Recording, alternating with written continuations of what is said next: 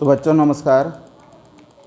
लीजिए आज हम 12वीं की फिजिक्स में गतिमान आवेश और चुंबकत्व लेसन से टोराइड के बारे में देखेंगे। और टोराइड बच्चों परिनालिका के जैसे ही है। यहाँ पर अंतर यही है कि परिनालिका को यदि वृत्ताकार मोड़ करके इस शक्ल में मोड़ दिया जाए रिंग के आकार का, तो आपका टोराइड हो जाता है। तार वहीं विद्युत रुद्ध या इंसुलेटेड ही होगा। और ये जो पोंगी नली है आपका वृत्ताकार, वो भी आपके एस्बेस्टास, चीनी मिट्टी जो परिनालिका में लेते थे, वैसे ही यहाँ पर भी उसके ऊपर में बहुत सारे फेरे लपेट करके इसको हम दोनों को पास पास, यदि स्प्रिंग को हम इस तरह से मोड़ करके किनारे पर ले आए, यदि आपके साइकिल वगैरह का स्टैंड में जो स्प्रिंग लगता है या आपका डार्ट पेन वगैरह में जो स्प्रिंग लगा हुआ रहता है, उसको मोड़ करके इस तरह से पास ले आओगे तो दोनों छोर इस तरह से आ जाएंगे पास पास, और तब वो के समान ही बन जाएगा। फ़र्क यहाँ है, स्प्रिंग में आपका वहीं केवल वायर रहता है और उसमें कोई कोटेड नहीं होता है। इसके अंदर में जो है आपका नली डलाया हुआ है, जो एस्बेस्टास या चीनी मिट्टी का होता है, उस पर हम इसको लपेट देते हैं। अब बच्चों यहाँ पर हम ये देखेंगे कि इस तार का ये छोर से धारा यदि इधर जा रही है, इधर जा रही है, देखिए इधर से इधर गई, जा रही है इधर, इसको हम क्रॉस लिखोगे। चिन्ह को परिनालिका में मैं बताना भूल गया था। ये क्रॉस होगा, यहाँ पर आपसे दूर जा रही है, ये क्रॉस होगा। उधर से आपके तरफ आ रही है, ये वायर को आप लपेट करके यहाँ से ऐसे फिर घुमा करके लाओगे, तो यहाँ पर क्या लिखोगे, इसको डॉट करोगे, पहचान है इसका। फिर ये आपसे इधर गया, क्रॉस होगा, तो ये अंदर अंदर में जहाँ जहाँ भी तार का मुड़ा हुआ भाग होगा जो आपसे दूर जा रहा है, तो ये क्रॉस दिखाते हैं। और इधर जब भी आएगा तो ये डॉट के रूप में, यानी आपकी तरफ आ रहा है तो डॉट लिखते हैं। तो इस तरह से इसको हम प्रदर्शित करेंगे। तो जितने भी फेरे हैं उसमें इधर वाले में तो आ ही रहा है और इधर से ये जा रहा है तो क्रॉस होगा। तो ये आपको समझ आ गया कि क्रॉस और डॉट यहाँ पर क्यों देते हैं। तो इधर जो है सभी में डॉट डॉट डॉट आएगा, जितने भी फेरे होंगे ये, यानी आप इसको देख करके समझ जाना कि उधर से लपेटने के बाद ये जो धारा है आपके दिशा में आ रही है और इधर से इधर जा कर के फिर घुसेगी, यानी धारा की दिशा यहाँ पर ऐसे है, यहाँ पर ऐसे है, यानी ये इधर जा रही है। यानी धारा की दिशा को प्रत्येक फेरे में ये आपको बताएगी। ये इधर क्रॉस, इधर क्रॉस, ये बहुत सारे यहाँ पर क्रॉस बनेंगे। यानी एक जो है आदर्श टोराइड की मोटाई उसकी त्रिज्या की तुलना में नगण्य होती है, यानी बहुत मोटाई पतला रखते हैं इसका आदर्श यदि बनाना है। और इसमें हम ये देखेंगे कि इसके अंदर में, टोराइड के अंदर में और बाहर में क्या चुंबकीय क्षेत्र पाया जाता है या नहीं। तो हम देख लेते हैं पहले इसी के बारे में कि अंदर में और बाहर में चुंबकीय क्षेत्र पाया जाएगा या नहीं। अब इसके जैसे कि हम परिनालिका में देखे थे, उसके यहाँ पर अक्ष पर यानी भीतर में चुंबकीय क्षेत्र पाया जाता है। यहाँ पर भी वही स्थिति है। ये हम अक्ष यदि चुनेंगे बीचों बीच इस तरह से, तो यहाँ पर ज्ञात करने का तरीका क्या है, वही एम्पियर का परिपथी नियम। और एम्पियर का परिपथी नियम हम जिस तरह से गाउस प्रमेय में गासी पृष्ठ चुनते थे, तो यहाँ पर भी एम्पियर का लूप चुनते हैं, एम्पियर का लूप चुनते हैं। चलिए बाहर को देखते हैं, बाहर के पर हमारा चुंबकीय क्षेत्र है या नहीं है। इसके लिए मैं एक अलग से चित्र बना रहा हूँ। तो बच्चों अब हम यहाँ पर गणना करेंगे टोराइड के बाहर चुंबकीय क्षेत्र की, यानी इसके बाहर में क्या चुंबकीय क्षेत्र होता है या नहीं होता है।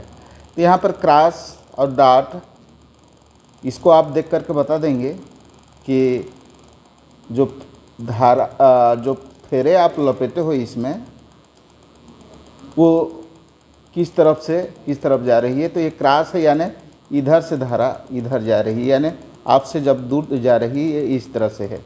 ये डॉट यानी उधर से निकल करके आपके तरफ आ रही है धारा, और इधर से निकल करके फिर इधर फिर मुड़ेगी, यानी इधर से ये आपसे दूर जा रही है। तो ये क्रॉस डॉट इसको प्रतीक के रूप में यहाँ पर लिखा गया है। यहाँ पर जो है जो फेरे लपेटोगे वो सब यहाँ पर है। इस तरह से ये इस तरह से अंदर के और इस तरह से ये लपेट करके बनाया गया है। अब यहाँ पर हम कोई बिंदु ले लेते हैं Q, बाहर में कोई बिंदु ले लिए Q और इसका केंद्र है O। यहाँ पर हमको चुंबकीय क्षेत्र ज्ञात करना है। तो हमको क्या करना पड़ेगा, एम्पियर लूप बनाना पड़ेगा। इसका त्रिज्या हम ले लिए, त्रिज्या ले लेते हैं यहाँ पर, ये R1 त्रिज्या ले लीजिए, इसको बाहर में R1 त्रिज्या रख दीजिए, और ये R1 त्रिज्या का हम चारों ओर एम्पियर लूप ये बनाएंगे। बच्चों ये हाथ से खींच रहा हूँ भाई, अब ध्यान देंगे, इसको नहीं लेंगे। आप प्रकार वगैरह से बनाओगे तो आपका सही बनेगा। तो ये भाई आपका हो गया है एम्पियर लूप, ये वाला जो R त्रिज्या का चारों तरफ समान है। और इसके अंदर में जितने भी धारा पड़ेंगे तो आने वाला धारा को प्लस लोगे, जाने वाली धारा को माइनस लोगे। तो ये आने वाले जाने वाले ये फेरे में जो हम देख रहे हैं, इसमें इधर से आया इधर से गया, यानी यहाँ पर हम ये देखते हैं कि ये वृत्त जो है एम्पियर लूप की तरह तो व्यवहार कर रहा है। और हम यहाँ पर देखेंगे इस लूप के अंदर कागज़ के तल के बाहर निकलती हुई, यानी कुछ धारा जो है इधर से गया और उधर से फिर आएगा, यानी इधर से जाएगा उधर से आएगा। तो इनकी दिशाएं एक दूसरे के विपरीत होंगी, और ये क्या करेंगे, एक दूसरे को क्या करेंगे, धारा निरस्त कर देंगे, और अतः लूप से घिरी विद्युत धारा क्या होगी, शून्य होगी। यहाँ पर ये देखें, धारा इधर से आई, इधर से आ रही है आपके तरफ आई, और इधर से ये जा रही है। तो यहाँ पर हम देखते हैं कि इसमें इस लूप के अंदर दोनों तरह की धाराएं हैं। ये इधर गया और ये इधर से मुड़ करके फिर इधर आएगा, इसमें ये यहाँ से गया फिर यहाँ पर निकलेगा, आपके पर तरफ आया तो अब इधर से फिर ये इधर जाएगा, यानी जो आ रहा है और उधर से जा भी रहा है। तो ये दोनों धारा क्या करेंगे, एक दूसरे को निरस्त कर देंगे, यानी आने वाले और जाने वाले बराबर हैं। इधर से ये आया आपकी तरफ आ रहा है और इधर से जा रहा है, ये दोनों धारा बराबर होंगे। इस फेरे पर देखोगे तो इधर से जा रही है, इस फेरे पर देखोगे यहाँ पर इस सिरे पर तो आ रही है। तो ये दोनों का मान जो है बराबर है, और इसलिए इस में कोई धारा नहीं बचता है, यानी एक दूसरे को निरस्त कर दे रहे हैं। यानी इस एम्पियर लूप के जो बनाए हैं, यानी बिंदु Q पर कोई हमारा चुंबकीय क्षेत्र नहीं होगा, क्योंकि धारा ही नहीं है इसमें। एक दूसरे को क्या कर दे रहे हैं, निरस्त कर दे रहे हैं, यहाँ पर कोई धारा नहीं है। अब बच्चों हम आ जाते हैं इसी के अंदर में, मैं बना देता हूँ अंदर में क्या होगा। अब अंदर में ये देखते हैं, इसका पहले बाहर वाले का सूत्र आप क्या किस तरह से रखोगे। हम यहाँ पर लेंगे बाहर में आपका एम्पियर का जो है रेखीय समाकलन किसका, चुंबकीय क्षेत्र का, और उस अल्पांश का ये जो है ये चुंबकीय क्षेत्र का रेखीय समाकलन किसके बराबर होगा, आपका μ0 × I। म्यू नॉट इंटू आई इसके बराबर होता है। तो भाई यहाँ पर म्यू नॉट तो है, लेकिन आई का मान क्या है यहाँ पर हम देखें, क्योंकि एक दूसरे को निरस्त कर दे रहे हैं, तो ये क्या हो जाएगा म्यू नॉट इंटू 0। और इसलिए यहाँ पर हम देखेंगे बी यानी चुंबकीय क्षेत्र का रेखीय समाकलन ये हो गया, इसके बराबर 0 हो गया। इसके बराबर ही म्यू नॉट का 0 से गुणा होगा तो क्या हो जाएगा 0 हो जाएगा। अब चलिए इसको फिर बाहर यानी हम यहाँ पर लिख देते हैं चुंबकीय क्षेत्र का रेखीय समाकलन इक्वल टू 0, इसके बराबर 0 हो गया। और इसको आगे आप लिखना भी चाहोगे तो यहाँ पर चुंबकीय क्षेत्र को हमको दिखाना है कि ये यहाँ पर 0 है, तो इसमें हम इसको बाहर कर देते हैं कि कांस्टेंट है, यहाँ पर ये कांस्टेंट है और इसलिए इसको बाहर कर देते हैं। और dl का जो है ये dl यहाँ पर जो है अल्पांशों का छोटा छोटा अल्पांशों का को जोड़ दें तो क्या बनेगा, एक वृत्त की परिधि बनेगी। यहाँ पर एक छोटा सा भाग लिए हैं, ये एक छोटा सा भाग लिए हैं यहाँ पर एम्पियर लूप का, और छोटा सा भाग लेंगे और छोटा सा, तो सभी को हम समाकलित कर दें तो ये क्या हो जाएगा, अभी तो कांस्टेंट है बाहर कर दीजिए।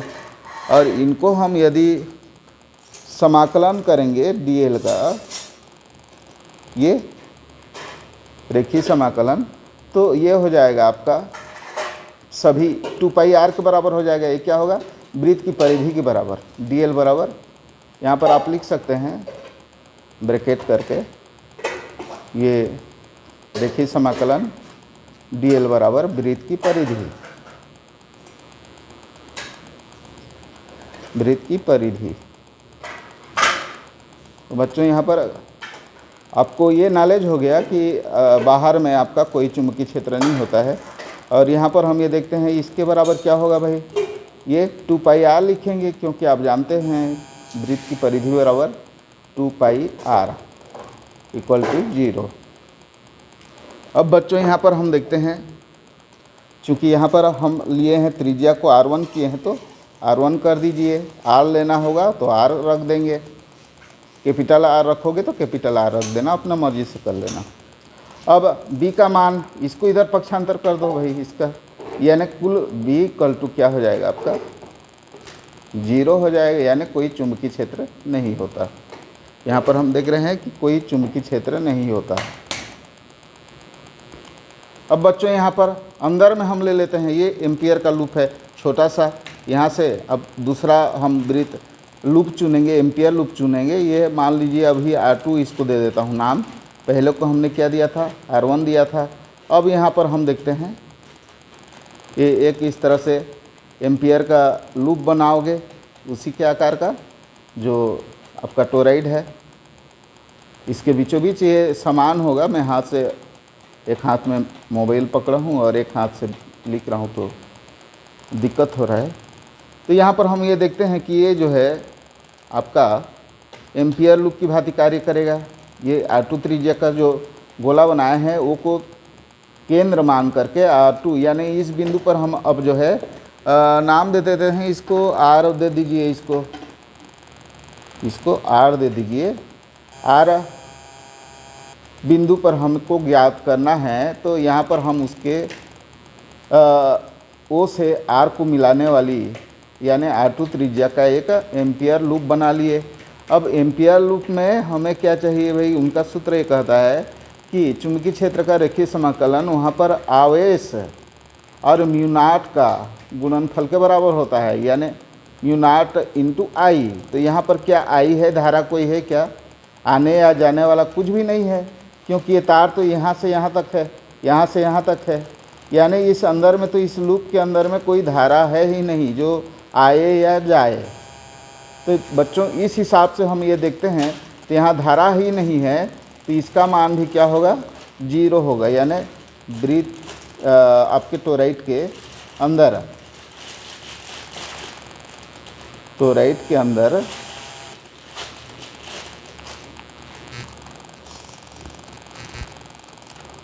तो टोराइड के अंदर क्या मिला हमको, यहाँ पर क्या है कोई धारा ही नहीं है। आप लिख सकते हो धारा क्या है, टोराइड के अंदर शून्य है। और इसलिए आप क्या लिखोगे, पहले जैसे लिखे थे आपका चुंबकीय क्षेत्र का रेखीय समाकलन, यानी उस छोटे से अल्पांश का हम पहले तो देखते हैं, ये आपका बराबर म्यू नॉट इंटू आई, और यहाँ पर कोई धारा नहीं है अंदर में, इसलिए म्यू नॉट इंटू जीरो, इसलिए म्यू नॉट इंटू जीरो। और पहले ही जैसे यहाँ पर चुंबकीय क्षेत्र का रेखीय समाकलन ये हो गया। और बच्चों यहाँ पर अब ये जीरो हो गया, बी को बाहर है, कांस्टेंट है, बाहर निकाल दीजिए, ये हो जाएगा।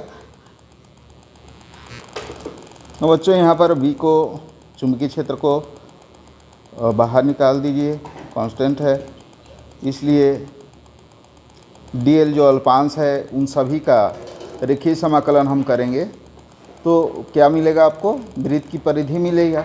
छोटे छोटे अल्पांश को पूरा हम चारों ओर का हम उनका समाकलन कर दें तो 2πr के बराबर होगा, जैसे हम पहले किए थे। इधर का बराबर म्यू नॉट इंटू जीरो बराबर जीरो हो जाएगा, और इसलिए इसके बराबर हम फिर क्या रख देंगे, जो पहले में हम लिखे थे बाहर में वही समीकरण यहाँ पर भी काम आ रहा है, यानी b into 2πr equal to zero. इसलिए इसको इधर ले जाओगे तो वो भी जीरो हो जाएगा, इसलिए b इक्वल टू जीरो। तो बच्चों यहाँ पर हम ये देखें कि टोराइड के बाहर में और ये अंदर में दोनों ही स्थिति में हमारा चुंबकीय क्षेत्र क्या होता है, शून्य होता है। अंदर में क्यों हुआ, विद्युत क्षेत्र नहीं है। बाहर में क्या है, वहाँ भी विद्युत क्षेत्र शून्य है, यानी जो खुले क्षेत्र हैं टोराइड के उस दोनों जगह पर क्या है, विद्युत क्षेत्र शून्य है, इसलिए वहाँ पर कोई चुंबकीय क्षेत्र कार्य नहीं है, यानी नहीं होता है।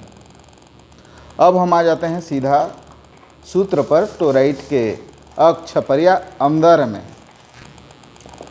अब बच्चों हम टोराइड के अंदर चुंबकीय क्षेत्र के लिए सूत्र प्राप्त करेंगे, और इसके लिए ये केंद्र टोराइड का O और उसके अक्ष पर यानी अंदर में हम बिंदु ले लेते हैं आपका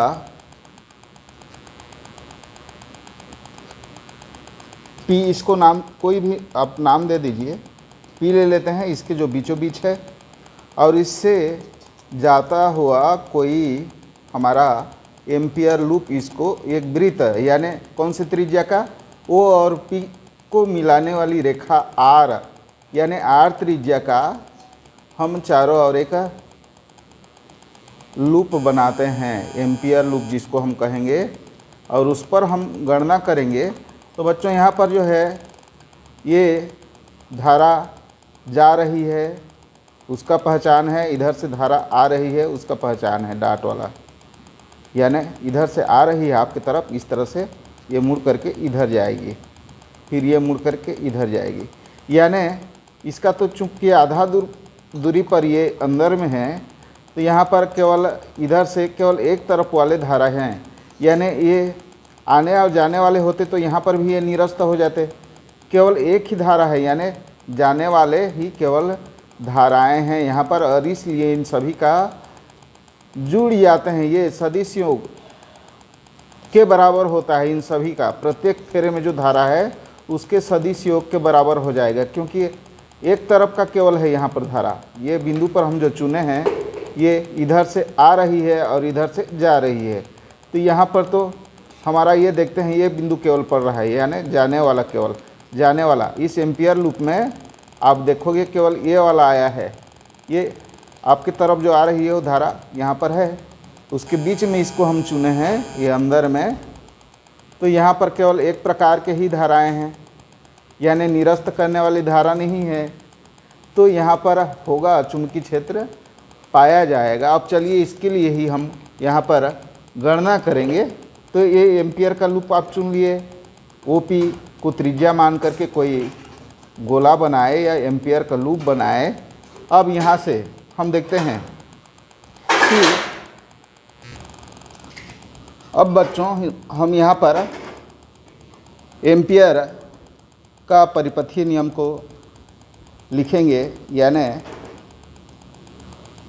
चुंबकीय क्षेत्र का रेखीय समाकलन, ये चुंबकीय क्षेत्र प्लस उस अल्पांश का गुणनफल को उसका रेखीय समाकलन कहते हैं।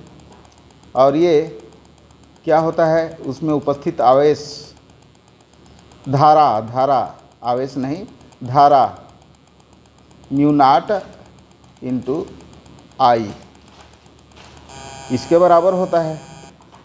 अब यहाँ पर हम देखते हैं कि इसमें इसका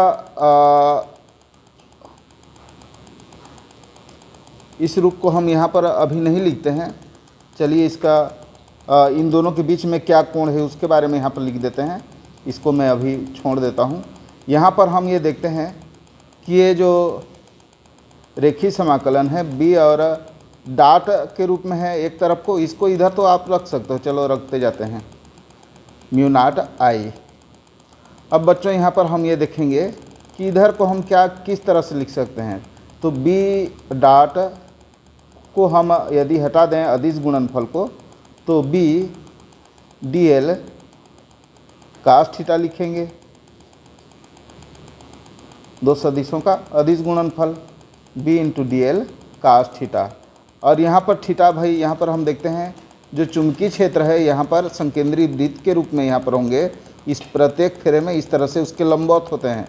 यहाँ पर ये क्या होगा, इसकी दिशा यहाँ पर स्पर्शरेखीय होगी, ये सभी स्पर्शरेखीय, यानी इनके बीच में जो होगा क्या कोण होगा आपका दोनों के बीच में बी और ये अल्पांश डी एल के बीच में जो कोण होगा वो दोनों ही स्पर्शरेखीय यहाँ पर हैं। ये इसकी दिशा डी एल का, ये परिधि पर हम छोटे से भाग पर देखेंगे तो ये क्या होगा, इधर होगा, और चुंबकीय क्षेत्र की दिशा भी इधर है, तो उनके दोनों के बीच में क्या कोण है, 0 अंश है।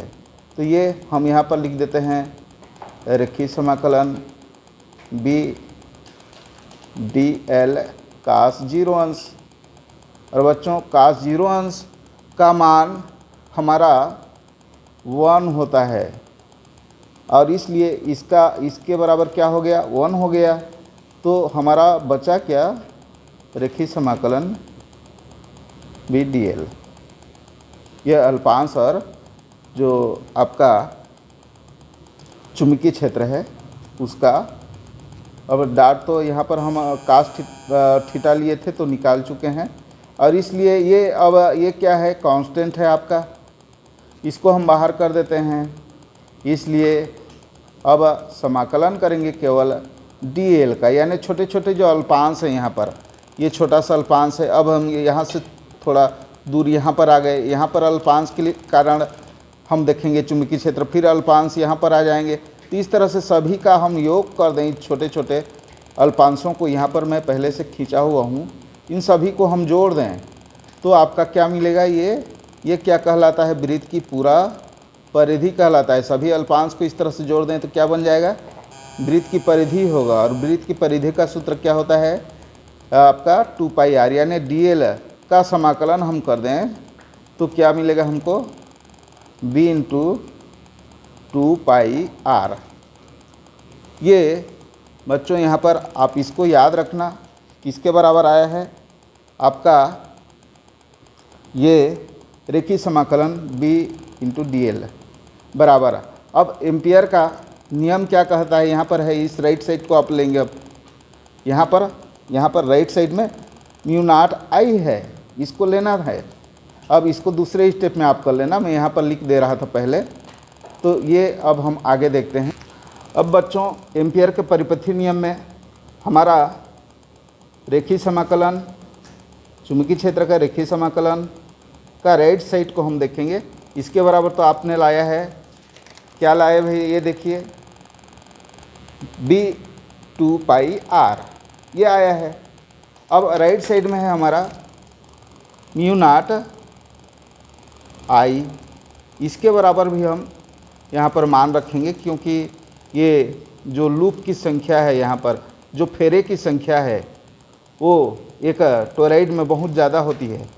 तो यहाँ पर म्यू नॉट जो है आपका, ये तो कांस्टेंट है, ये क्या है, निर्वात की चुंबकनशीलता है। म्यू नॉट क्या है, निर्वात की चुंबकनशीलता है। और आई यहाँ पर हम देखेंगे तो आर त्रिज्या के लूप से घिरी हुई कुल धारा, यहाँ पर जो हम ले लिए, ये आर त्रिज्या के लूप में घिरी हुई कुल धारा, ये आर त्रिज्या के लूप में, क्योंकि एम्पियर का जो लूप है वो कार्य करता है कि इसके अंदर में जो भी धारा रहेंगे वो उसके चुंबकीय क्षेत्र के रेखीय समाकलन के बराबर होगा, यही कहता है। तो इसके घिरे हुए जो धारा हैं उनका योग हम यहाँ पर देखेंगे। तो अब हम यहाँ पर आ जाते हैं, चलिए राइट साइड के लिए, यानी म्यू नॉट इधर का म्यू नॉट, यानी एक आपके फेरे में जो भी धारा रहेगा, फेरे में क्या है, प्रत्येक फेरे में आई धारा है। तो आई धारा और फेरों की संख्या यदि है हमारे पास, एन फेरे हैं यहाँ पर, यानी कुल फेरों की संख्या हमारा एन है, तो एन हो जाएगा। और वो हम यहाँ पर देखेंगे कि उसमें पूरा परिधि में, अब हम यहाँ पर देखेंगे 2 पाई आर से यहाँ पर गुणा करना पड़ेगा परिधि का। पूर्व परिधि में जो है हमारा जो भी फेरे की संख्या है, एक परिधि के बराबर में पूरा फेरे हैं, यानी यहाँ पर जो होगा एन, यानी एकांक लंबाई में फेरों की संख्या,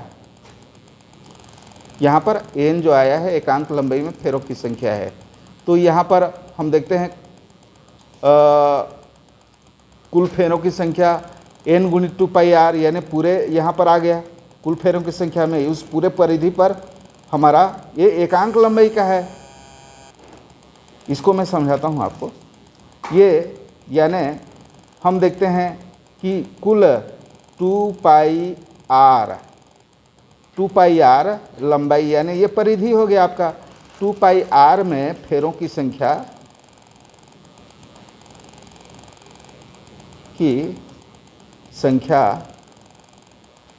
यदि मान लो कैपिटल एन है, तो एक एकांक लंबाई में, एकांक यानी यहाँ पर एक, यानी एकांक लंबाई में फेरों की संख्या,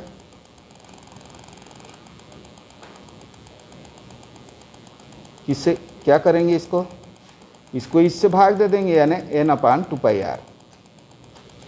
और बच्चों ये क्या है, एकांक लंबाई, यानी ये एक एन है, स्मॉल एन, तो एन बटे 2 पाई आर हो जाएगा यहाँ पर। इसको आगे फिर बताऊँगा।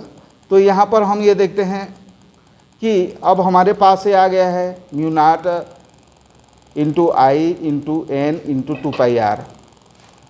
अब यहाँ पर कुल फेरों की संख्या हम लेंगे, तो ये हम पहले समीकरण में क्या लाए थे, लेफ्ट साइड के बराबर आपका लाए हैं b इंटू 2 पाई आर, ये समीकरण 1 दे दीजिए। और ये राइट साइड में हम जो लाए हैं हमारा ये है आपका समीकरण 2। अब बच्चों हम जो है 1 और 2 का तुलना भर करेंगे, लेफ्ट साइड को लेफ्ट साइड में रख देंगे, राइट साइड को राइट साइड में रख देंगे। अब हम यहाँ पर देखते हैं, लेफ्ट साइड में हम लाए हैं b इंटू 2 पाई आर, यहाँ पर मैं लिख देता हूँ b इंटू 2 पाई आर। ये इसके बराबर लाए हैं। राइट साइड के बराबर हमको मिला है म्यू नॉट इंटू आई और ये n into 2 pi R, mu naught into I into n 2 pi R. और इस तरह से हम देखते हैं कि इसमें जो कटेगा काट दीजिए, 2πr दोनों तरफ है, यानी चुंबकीय क्षेत्र B बराबर म्यू नॉट I या NI। तो यहाँ पर बच्चों हम ये सूत्र प्राप्त किए हैं, यानी चुंबकीय क्षेत्र B equal to mu naught NI। ये सरल है और एक दो बार प्रैक्टिस कीजिए। तो यदि चैनल में नए हो तो कृपया सब्सक्राइब कीजिए, पसंद आ रहा हो तो, और वीडियो में जुड़े रहने के लिए धन्यवाद।